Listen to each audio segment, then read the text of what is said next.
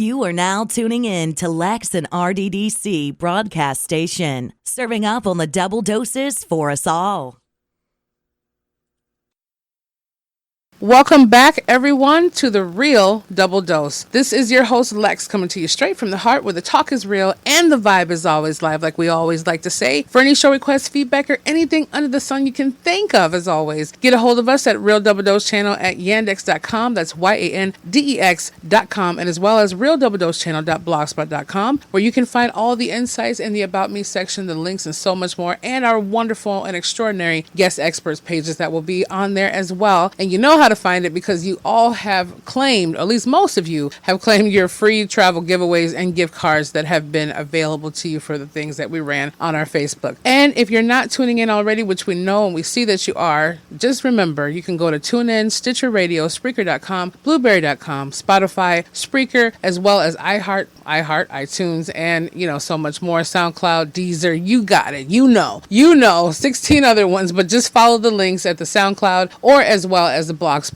But let's not hold it up because we have a wonderful and amazing guest expert, and I love her energy, and that is Dr. Sara Zeff Geber. And I want to say that perfectly, Geber. Okay, so Dr. Sara Zeff Geber is 2018 recipient of an Influencers in Aging designation by PBS Next Avenue. She's an author, certified retirement coach, and professional speaker on retirement and aging. She has developed a niche specialty working with solo agers, people who have no children or who are basically aging alone. Dr. Geber is the author of the 2018 book, Essential Retirement Planning for Solo Agers, a retirement and aging, basically roadmap for single and childless adults, which I definitely need, which was recently selected as a best book on aging well by the WSJ. And that's basically Wall Street Journal for those of you who are kind of on the abbreviation course. With her speaking and writing, Sara has been raising awareness of solo agers for the past 10 years. She believes solo agers have unique needs in later life that warrant greater foresight and a much more robust approach to planning. And that is #facts yes. So,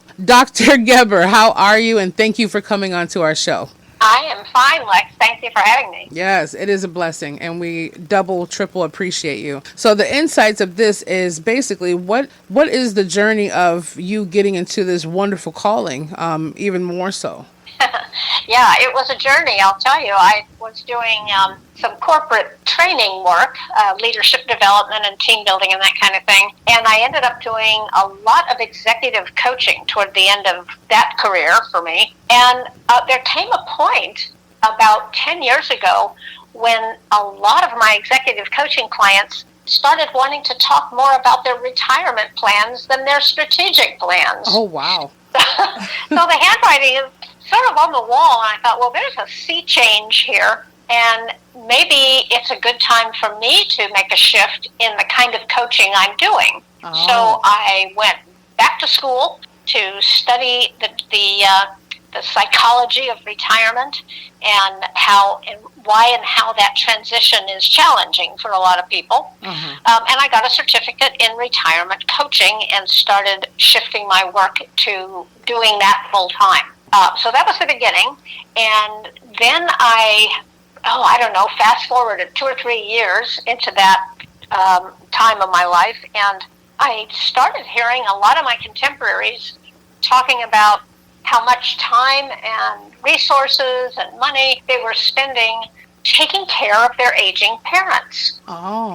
And I had one friend that had just gotten back from the East Coast. She had spent 3 months taking care of her father-in-law, who was in his 90s, trying to make sure that he had the help he needed at home, and finally moving him into a really excellent nursing home. And I thought to myself, my gosh, all these adult children doing all this for their aging parents, who's going to do that for us? Yeah. Because my husband and I don't have children, and so many of our friends chose that route. Yeah.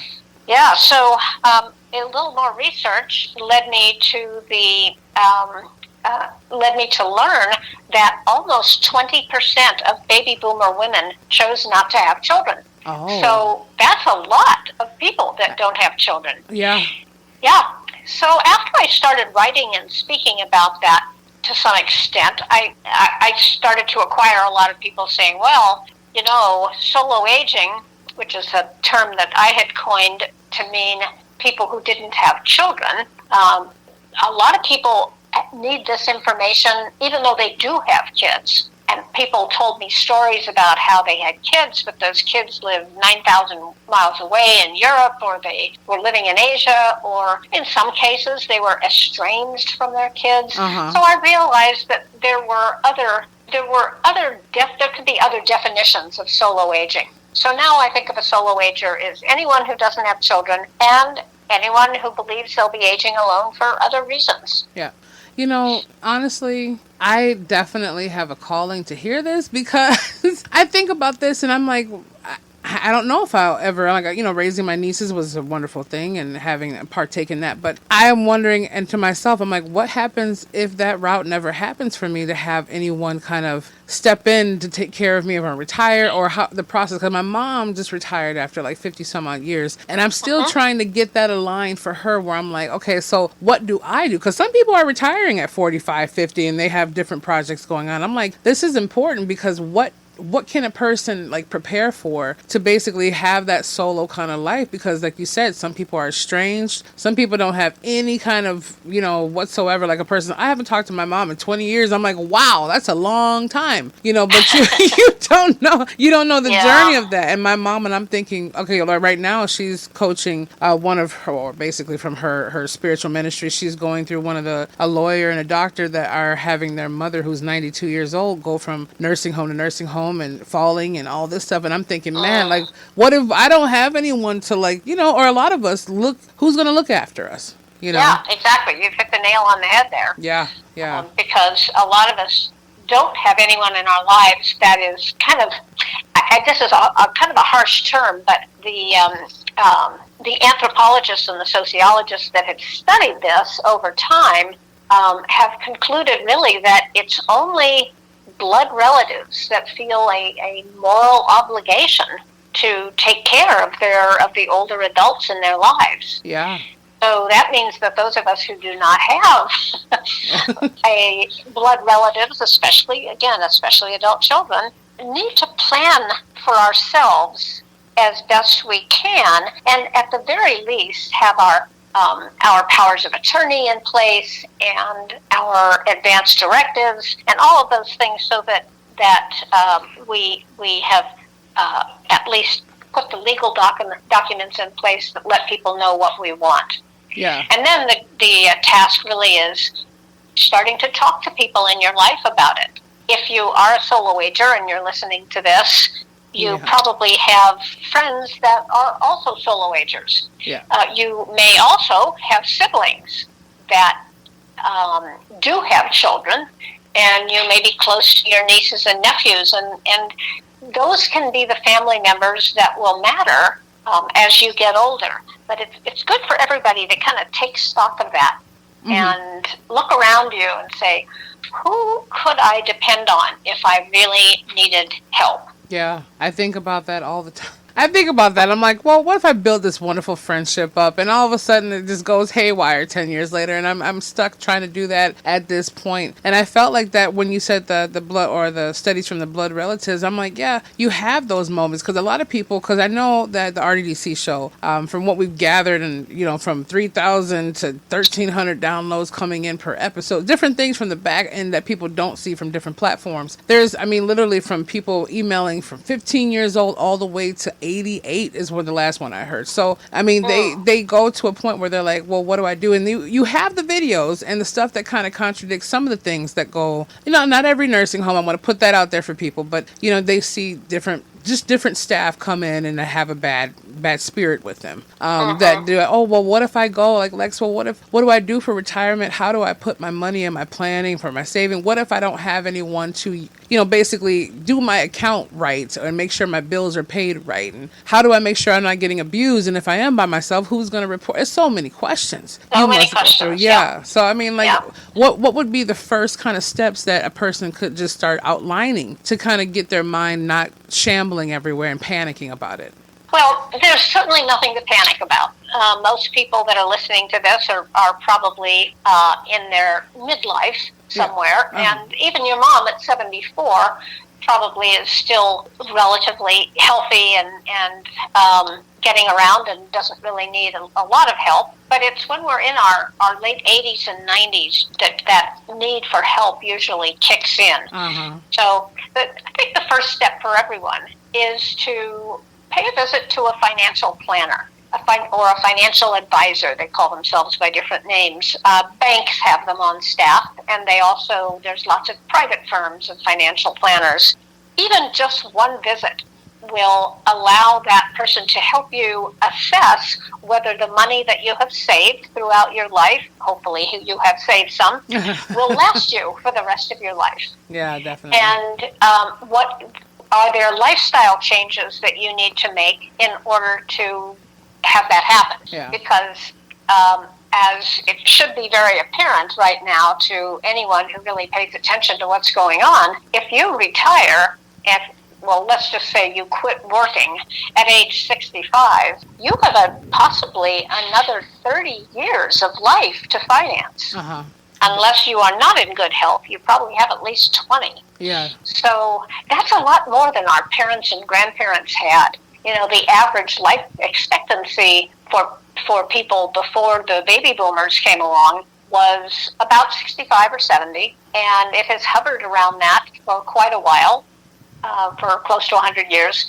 But now, all of those diseases and ailments that used to take us out of the game, heart attacks, strokes, most kinds of cancers, diabetes, those used to be killers. Yeah. And that's why the average lifespan for a person was usually not much more than 65 to 70.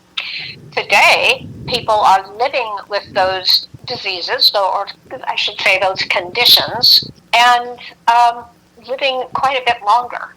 So we may or may not be healthy throughout our life. We may have conditions to manage. Most people, by the time they're 65 or 70, are managing some condition or other, even if it's arthritis or a knee or a hip that's acting up. We're managing things. Yeah. And that can go on for many years. So people need to plan to live a longer life, and that means their money needs to last. Yeah. The second thing to do is to make sure that you have done your estate planning, which means that you need to see an estate attorney, sometimes also called an elder law attorney, and do a will, make out create some powers of attorney for your finances and for your health care, and do what's known as an advance directive, which lets people know the choices that you'd like to have made if you cannot decide, if you end up in a condition where you cannot make choices yourself. Oh, okay. Yeah. So, and I'm not going to go into great detail of these, but if you're interested in exactly what those things are, powers of attorney and advance directives, I encourage you to look them up. Any search engine will take you to some good spots on the internet where you can read about them. And by the way, people think of attorneys as being hellaciously expensive, and they are. Oh, yeah. But often your senior centers will have both financial planners and attorneys that they work with that don't charge nearly as much money as if you walked into their office on your own. So that's something to explore through your senior centers and through your community resources, whether there are options for you that are not as expensive as the private sector. Oh, that sounds good. Yeah. What would you call it? Community health workers as well.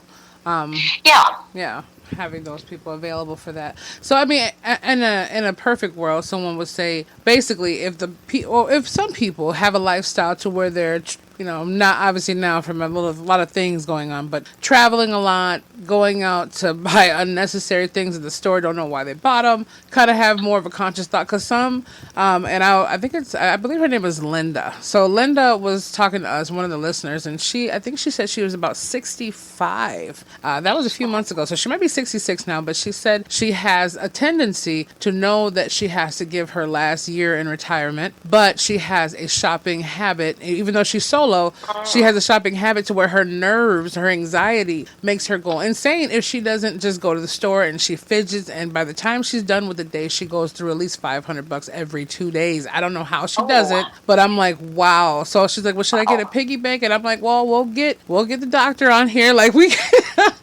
doctor, we're calling you, Dr. Geber, please. But I was like, I don't know. I told her, I'm like, I didn't know what to really say. So I'm glad you're saying that, like, financial advice, because she was saying her ticks and, different stuff like that. And should she go? Some people have asked and inquired about actually foster care or adoption, so they'll have some kind of offspring in the future that might be willing to kind of step in as their biological kids and take care of them down that journey. But is there any way that she should start, or even people out there who have a lot of issues with dealing with their problems or stress by spending too much and then freaking out over not having enough, or will they have enough to retire, can go by a certain way if it's like a habit? Well, for somebody like the woman you're talking about, Linda, she should seek out therapy. Yeah. Because she has a problem that she needs help with. And only a licensed therapist will really be able to help her with that.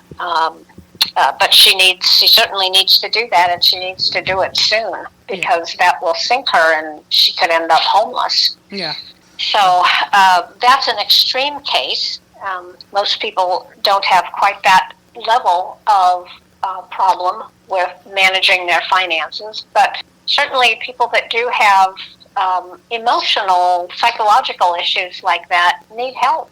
Yeah. There's not a lot that we can do for them over the radio. No, there's not. I told her, I gave her my word that I would bring it up. But at the same time, I told her too, like, it's excessive to have $1,500 a week. To be just spending on stuff you don't even realize you even bought. So let me also mention that in case she is listening, or someone else that has a similar issue, if you are over 65, then my assumption is that you are on Medicare, and Medicare does cover psychotherapy. From a licensed psychologist or a licensed clinical social worker. So know that help is available for a greatly reduced fee, if not free, to people on Medicare. You just have to seek out what therapists in your area take Medicare. Absolutely. So these financial, like, as far as like being able to, if you can afford to kind of go talk to someone about your financial planning, or have one of the community workers or someone, social worker, kind of help you get it together, should the first step kind of be to the point of where they're willing to move to, or like a different kind of homestead, or maybe it's going to be more in the alignment of putting away a certain amount for things lined up, like you said, things could happen or come up in the way, or their life itself, like just have a piggy bank backpack kind of thing. Absolutely. Also, for your listeners that already know that they're not well equipped financially to support themselves for the rest of their lives, I encourage people to take a look at life outside of the U.S., because it's very expensive to retire in the U.S., almost anywhere, although there certainly are areas of the country that are less expensive to live in than others. Most of those places are in the middle of the country and in the south. So if you live in a more expensive area, it's really important to consider a move. If you are already living in a fairly low-cost area and still you believe you can't afford your own retirement days, look outside the country. Many thousands and thousands of people have retired to places in Central America, places in Mexico, places in Europe, places in Asia. There's a lot of people from the U.S. that are doing that because they just can't afford to retire here. And in all of those places, healthcare is good, and it's much, much more affordable. Yeah, definitely. I mean, so is there a certain time they should just kind of like retire and then think about like planning the stages of finding a homestead over there, or more so kind of? Let's look at retirement in general. Nobody is forced to retire by any kind of government decree. We don't have mandatory retirement at all. Now, having said that, I realize that many people have been kind of forcibly retired because their companies have laid them off and they can't find additional employment. And my suggestion to people in that situation is don't give up. Keep looking. There's a lot of excellent websites to help older adults find good jobs. There's a number of excellent books out there that can help you. If you are still working and you don't want to retire, there's absolutely no need to retire. If you need the money and you're healthy, keep on working. Uh-huh. Or you may want to do a different kind of work. A lot of people don't need to continue to work full-time at their demanding midlife careers, but they need to make a little bit of money to supplement their Social Security and or their savings. Okay. And there's lots of opportunity for older people to do what's called gig work, meaning working on contracts where you're not anybody's employee, you're just making money on the side. And again, I don't want to go into huge depth about that, but there's lots of great resources for what you might do. I mean, everything from pet sitting to transcription to translation services to fast food work. I mean, there's just hundreds of opportunities that you might consider if you need to make a little bit of money to supplement what you have. Yeah, especially tutoring. I heard that was really... Tutoring, yeah. Excellent, I mean, being able to use your knowledge, because so many people don't have... And I tell them, too, they're like, oh, Lex, they always say that little quote, you're an old soul. And I said, well, at the end of the day, I love sitting around my mom's friends when they're all from the ages of 60 to 103. And I find things out. I learn things about it. I mean, I'm like, wow, I wonder what an apple tastes like 300 years ago. Like,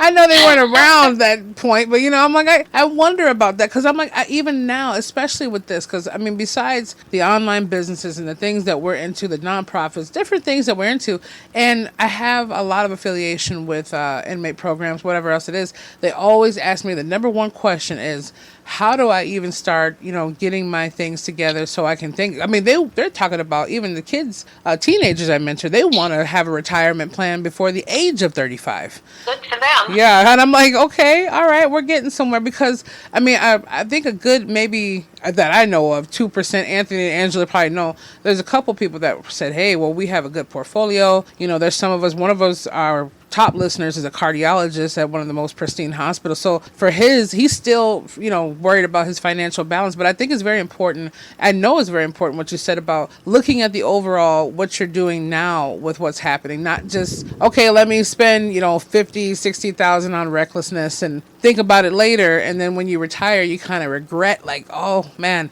I did some crazy spending over my time and really didn't prepare for all this. But that's the first thing in their mind. When people say, well, you should plan your funeral. Well, let me plan the retirement so I can actually just get there. Like, let's not skip over.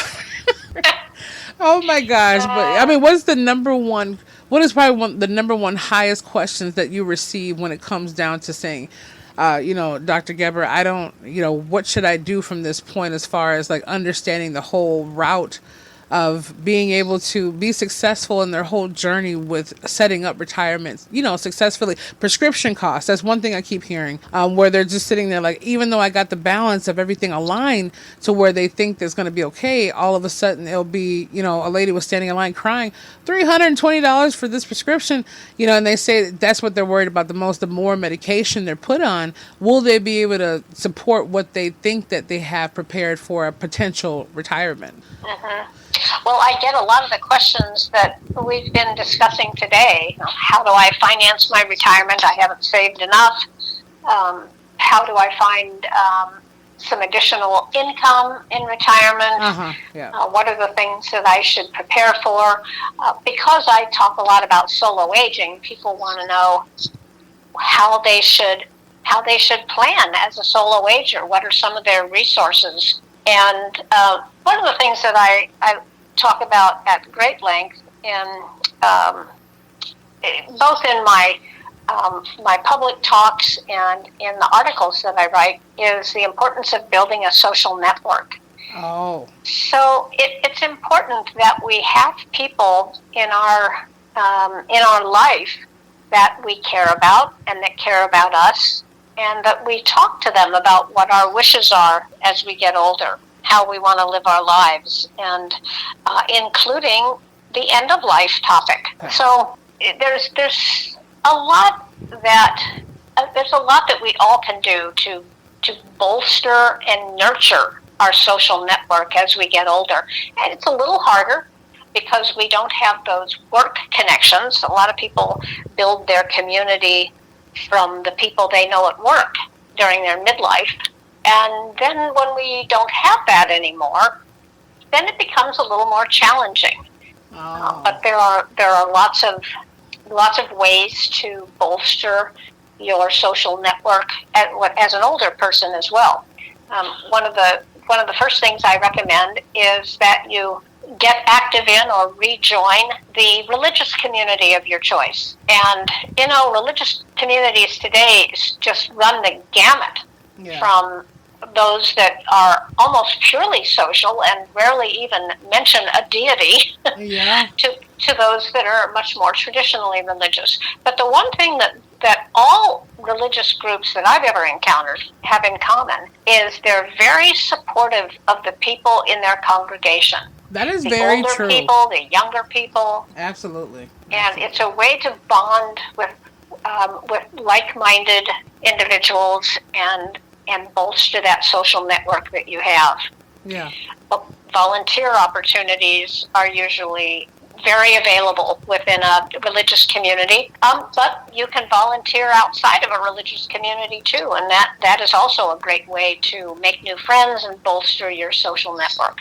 Do you feel like, as far as like you being able to plan your solo age, or even though, you still have your significant other, you feel like it was more like a separate kind of venue for those out there who are married or have a partnership that still see themselves in that light too? Like, okay, just in case my, partner goes before I do, is it kind of like a difference with you kind of like putting that together, or you just have like, oh, this is the route we're taking and this is my route we're taking? Well, my husband and I both have our individual plans as well as our joint plan, because we don't know at this point who's going to predecease the other. Yeah. So unless we both get hit by the same bus one day, one of us is going to be alone. Yeah, well, God forbid. Yeah, I hope it. Yeah, we need you on this earth. But yeah, I see what you mean. Yeah, you don't know if someone's going to make it. That's why they always have one parent from, like my cousin in the military for like 30 some odd years, and her partner was in there for like, I think 20 something years, and they had to like not have active duty. One of them had to be with the kids, just in case. But then ultimately, a friend that we had too, he one of her, or I think it was her husband at the time, he got killed in a car accident. And she was over there stationed. So I'm like, wow. So it doesn't prevent it all the way. But yeah, it was completely to the point of no plan. I'm like, I told them it is about enlightenment. It is about understanding more, but enlightenment on all levels. And I told people it's good to have the energy built up and the mindset and the focus. But if you don't have a plan for things and to be prepared for things, it's a problem. Because some people say, well, what do I do now? Like, what do I do? Like, a lot of people some people just got walked off the job. A lot of people are losing their stuff now. And now more than ever, they're really panicking because it's kind of like a forced retirement for people of all ages at this point, because we don't know how long or what's going on with this pandemic, epidemic, whatever it is. But, at the same time, they're going to their savings. They're clearing out the stores, and, tax appointments are being canceled and moved up. It's a whole nother level. 2020 has been a ride already. It has been a ride. My gosh. We can't even make it to the summertime. Like, what's going to happen? Is lemonade going to be a concoction we can't touch soon? I just don't know. I'm trying to stay optimistic. I'm staying as optimistic as possible, but from everywhere I turn, someone's sending me a news bulletin about an update. So yeah, I know everybody. I'm sorry, everyone who's downloading this episodes and listening live plays I try to keep it as real as possible right now. People aren't saying it, but we're thinking it at this point. I do. I mean, is there anything that else that besides the message itself that you want the listeners to know, as well as being able to pick up more on this information about the wonderful insights and deep insights that you have about this? Well, I think I've covered a lot of ground. I think the only other thing we haven't talked about really is where you're going to live. And it's important to give thought to where you will live when you're not as mobile, when you maybe need a little bit of help. And that may mean living with a relative or a friend or a sibling. It may mean moving into a retirement community. And there are wonderful retirement communities out there now. Some of them are quite expensive, so you may or may not be able to afford the community that you'd like. But I always encourage people to get out and look. Get out and see what's around you. Get out and look in other areas and find interesting communities. Even if it's just a 55 plus mobile home park. Those can be wonderful places to spend your last decade or decades of life. Very, very much dependent on community, and I've never seen a mobile home park that didn't have a very robust community going on within it, where people have potlucks and parties, and they go to movies together, and they see each other all the time because they have to go to a central location to get their mail and sometimes their cars and do their wash. So they can be the kind of communities that really bring people together. So I've become a big fan of mobile home parks for older adults. But there's lots of different communities that people can find to bolster their social network. I'm in the whole mobile revolution with that. I agree. Because, I mean, like from my friends, Cheryl, to all of them out there who are doing, I think she's about going on her 60th birthday, and she's been renovating this school bus.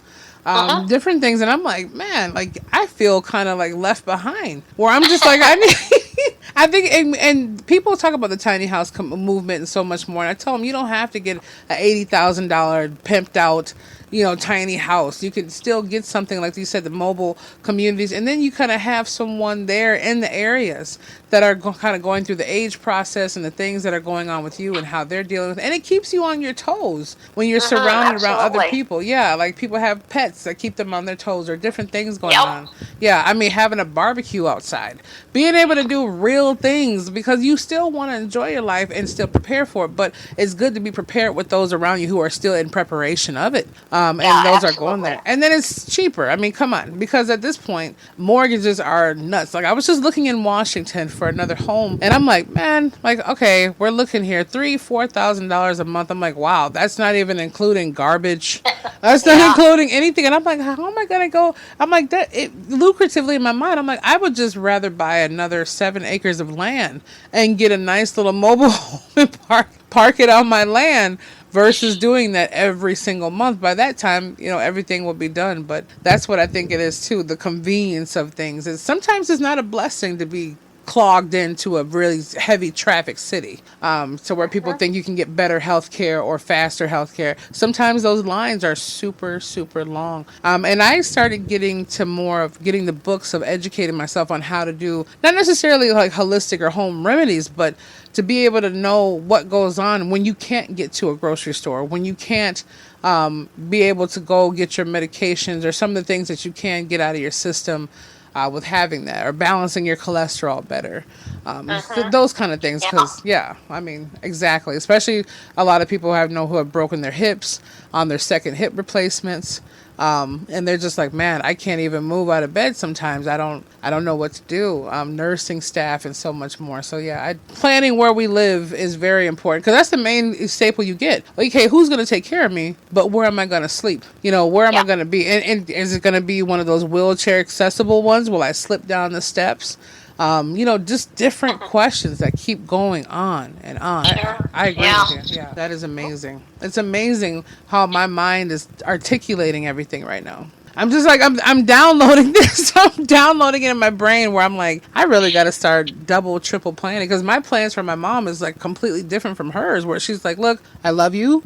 I know you mean the best for me and you want it, but you still have your life to live. And I'm like, no, Mom, look, at the end of the day, you could be taking care of me. I don't know how the, tables will turn. And she was like, yeah, but I want to make sure you enjoy your life too. And I think for her, I'm like, okay, I know without a shadow of a doubt, I'm going to make sure I'm there to even wipe a piece of, tear coming down her face. So I'm like, wow. But then I thought about me. I'm like, I don't have any kids of my own. So I'm like, wow, who's gonna, give me a pat on the back in the morning, huh?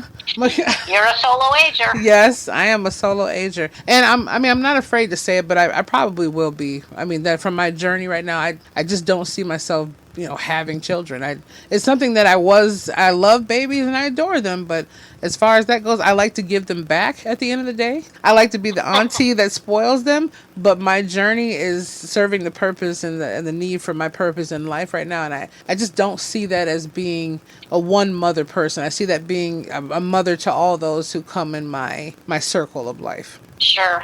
Yeah. Sure. Well, that's a good attitude to have. Yeah.